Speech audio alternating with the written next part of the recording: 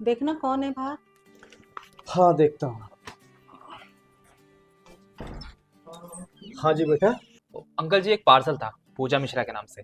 हाँ लाओ, मुझे दे दो। ये लीजिए, 520 रुपये देने थे। हाँ देता हूँ। बेटा 1 मिनट रुको, मैं अंदर से लाके देता हूँ। जी। सुनो, ये पार्सल बहू के कमरे में रख दो और 520 रुपये ले आओ। ठीक है। बेटा बस 2 मिनट रुको है। जी अंकल, कोई नहीं। अच्छा पापा, निकलता हूँ मैं दुकान के लिए। हाँ ठीक है बेटा, ध्यान से जाना। और हाँ बेटा, आज संडे है, इस हफ्ते की पर्ची दे दे। हाँ देता हूँ। मैं भी निकाल लेता हूँ। ये लो, ये आपकी पर्ची है और ये पूजा और मम्मी की।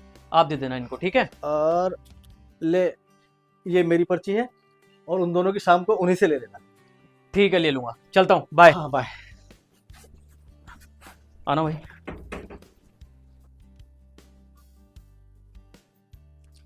ये लो 520 रुपए और ये रही मेरी इस हफ्ते की पर्ची।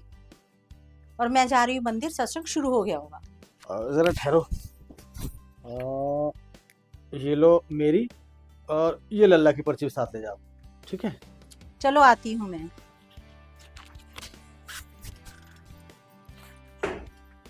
अच्छा बेटा, ये लो तुम्हारे पैसे। थैंक यू अंकल जी। अब वैसे एक बात पूछो आपसे। हाँ हाँ बेटा पूछो। वो मैं कह रहा था कि ये कौन है पापा? अरे बेटा डिलीवरी बॉय है, तेरा पार्सल लेके आया था, कमरे में रखवा दिया तेरे। थैंक यू पापा। बेटा तेरा पति इस हफ्ते की पर्ची दे के गया है, ले जा। और आपकी और मम्मी की? बेटा मम्मी की मम्मी से लेना, और हम दोनों की ये रही। लाइए, मैं भी देती हूँ थोड़ी देर में आपकी पर्ची। ठीक है बेटा। हाँ तो बेटा तुम कुछ पूछ रहे थे। देखिए अंकल जी, बुरा मत मानिएगा, लेकिन इतनी देर में तो मेरा सर चकरा गया। ये सब चल क्या रहा है? कभी आप किसी को पर्ची दे रहे हैं, कभी आपको कोई पर्ची दे रहा है, कभी आप किसी की पर्ची किसी और को दे रहे हैं। मेरे तो समझ के बाहर है। आप एक बात बताइए ना, ये पर्ची वर्ची है क्या? बेटा ये पर्ची क्या है, ये समझने के लिए तुम्हें थोड़ा वक्त देना पड़ेगा। है तुम्हारे पास? चलेगा अंकल, बस आप प्लीज मुझे ये बता दो कि ये सब है क्या। ठीक है तो आ जाओ अंदर। जी।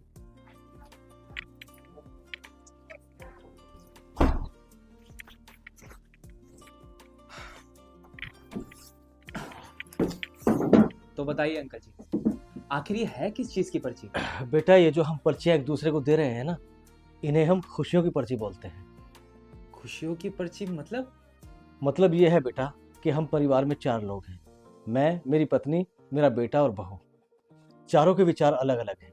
जैसे कि मुझे मूंग की दाल बहुत पसंद है, पर मेरे बेटे और बहू को बिल्कुल भी अच्छी नहीं लगती। वैसे तो सरोज को भी अच्छी नहीं लगती। सरोज मेरी बीवी, पर वो मेरी वजह से खा लेती है। ऐसे ही मैं सुबह को चाय पीता हूँ, मेरी पत्नी गर्म पानी पीती है, मेरा बेटा कॉफ़ी पीता है और मेरी बहू वो ग्रीन टी पीती है।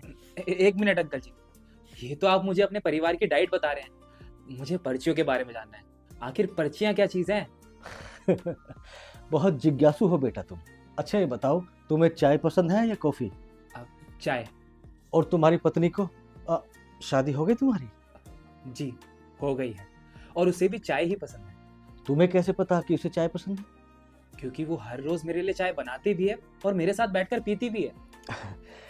खाती तो मूंग की दाल सरोज भी है, पर पसंद नहीं है उसे। वो इसलिए मूंग की दाल खाती है ताकि मैं खा सकूं। हो सकता है तुम्हारी पत्नी भी चाय सिर्फ तुम्हारे लिए पीती हो। अच्छा एक बात बताओ, क्या तुम्हें पता है कि तुम्हारी किस हरकत से उसे तकलीफ पहुंचती है? या उसे पता है कि उसकी किस हरकत से तुम्हें तकलीफ होती है? नहीं पता होगा। जानते हो क्यों? क्योंकि हम हर बात हर किसी के मुंह पर नहीं बोल पाते, या शायद इस डर से कि उनकी गलतियां उनके मुंह पर ही बताकर हम उन्हें फेस कैसे करेंगे, या फिर इस डर से कि कहीं वो हमें बदले में हमारी ही कमियां ना बता दें। और इस शायद के चक्कर में हम अपनी पूरी जिंदगी तो काट देते हैं, पर अपनी सही फीलिंग सही समय पर सही इंसान को नहीं बता पाते। बस इसी चैन को तोड़ने के लिए मैंने अपने घर में खुशियों की पर्ची का नियम बनाया है। इन पर्चियों में हम चारों लोग हर हफ्ते एक दूसरे की कमियां, उनकी अच्छाइयां उनकी किस बात से हमें तकलीफ हुई और उनकी किस बात से हम खुश हुए। हमारी सारी गलतफहमियां, हमारी सारी शिकायतें, हम सब कुछ इस पर्ची में लिखते हैं और हर हफ्ते एक दूसरे को दे देते हैं। फिर हम लोग बिना एक दूसरे को बताए अकेले में इन पर्चियों को पढ़ते हैं और जिन जिन हरकतों से जिस जिसको तकलीफ पहुंची है हम उनसे माफ़ी मांगते हैं और अपनी आदतों को बदल लेते हैं। बस ऐसा करने से हमारे दिल में ना तो किसी के लिए कोई नफरत पैदा होती है और ना ही कोई मलाल रहता है। वाह अंकल जी, मान गए आपकी सोच को। अगर आपके घर की तरह हर घर में खुशियों की पर्चियां हो ना, तो कभी कोई रिश्ता नहीं टूटेगा और हर कोई हर किसी के साथ खुश रहेगा। खुश रहने का तो नहीं पता बेटा, पर हाँ, इन खुशियों की पर्चियों के माध्यम से हर कोई हर किसी से अपने मन की बात जरूर बोल पाएगा और शायद जब बात बोल लेगा तो खुश भी रह ले। सही कहा अंकल आपने, and thank you so much. आज आपने मुझे मेरी ज़िंदगी की बहुत बड़ी सीख दी है और आज से मैं भी अपने घर में खुशियों की पर्चियों का सिस्टम चालू करूँगा, जिससे कि मुझे मेरी खामियों का पता चल सकेगा और मैं उन्हें दूर कर सकूँगा। शाबाश बेटा, जीते रहो। चलता हूँ अंकल। हाँ बेटा, ध्यान से जाना।